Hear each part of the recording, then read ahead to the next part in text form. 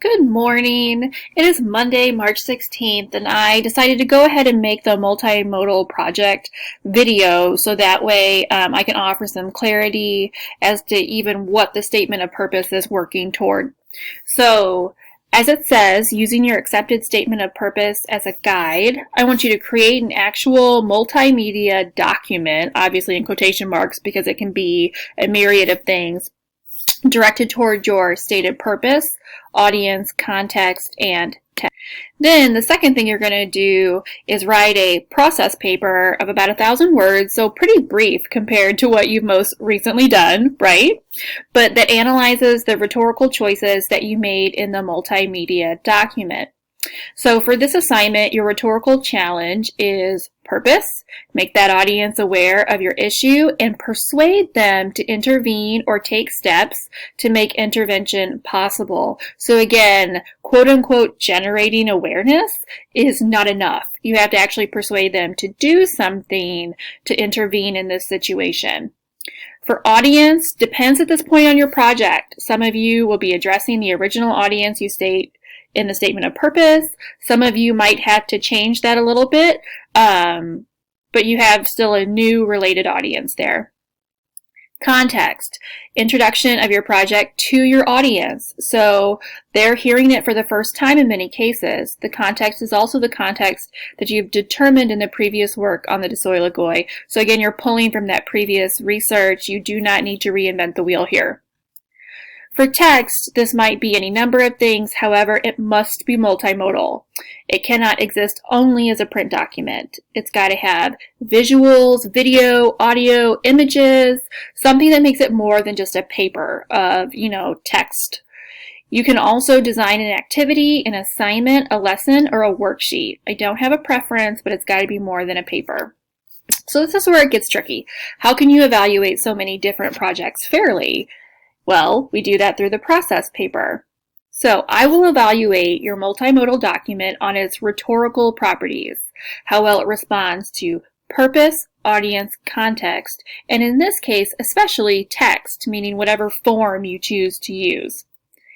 In this way, I can grade different projects differently because I'm relying on the same criteria.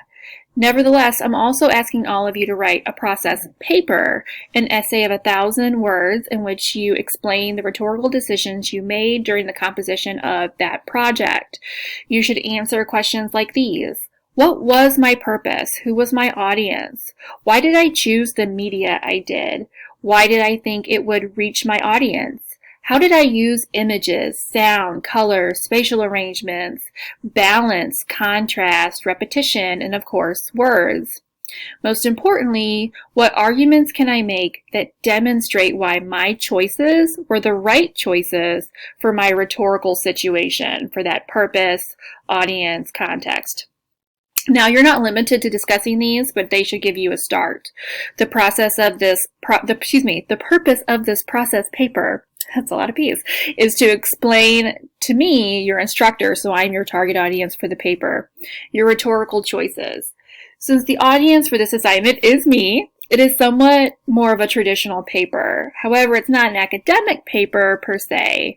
That means you can write in an informal tone. You can and should use I, for example, as in, I decided to start the music here because I wanted to create the effect of having, or I thought it would make sense not to have text in the beginning of the film so that the images might do the talking for me, so on and so forth.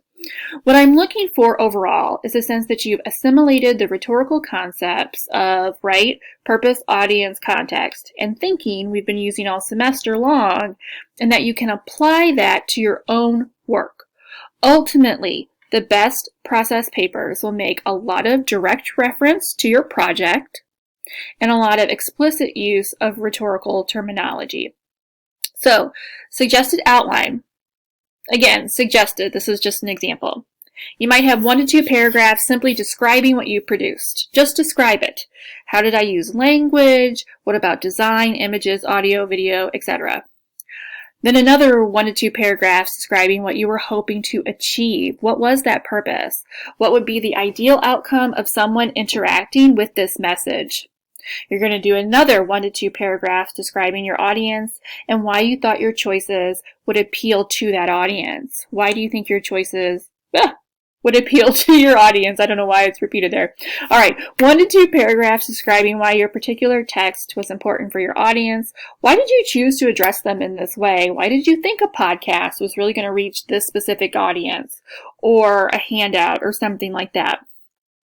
1 to 2 paragraphs describing what you would revise if you had time. What would or could you have done differently? Why? So that's that good Ignatian reflection that we're integrating here. And then 1 to 2 paragraphs describing why you think your message might succeed and why it might ultimately fail. The grade for this assignment will be split in the following way. So you're going to have 60% for the process paper and 40% for the actual project multimedia document.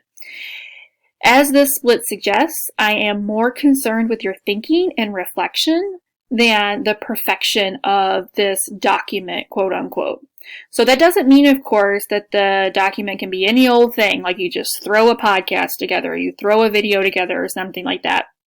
But it does mean that, particularly for adventurous or risky projects, I'm willing to overlook the odd glitch if the rhetorical thinking behind it makes sense. Indeed, I want to encourage you to be creative, to take those chances and try something that's unfamiliar.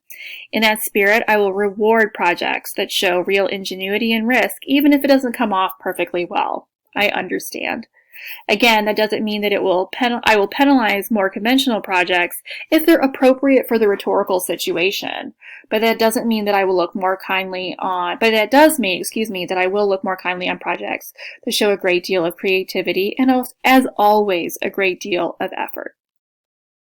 All right, you have the rubric there that, again, all of the instructors will use the same rubric for grading. You'll see that it closely mirrors what the statement of purpose is having you think through before you get started working.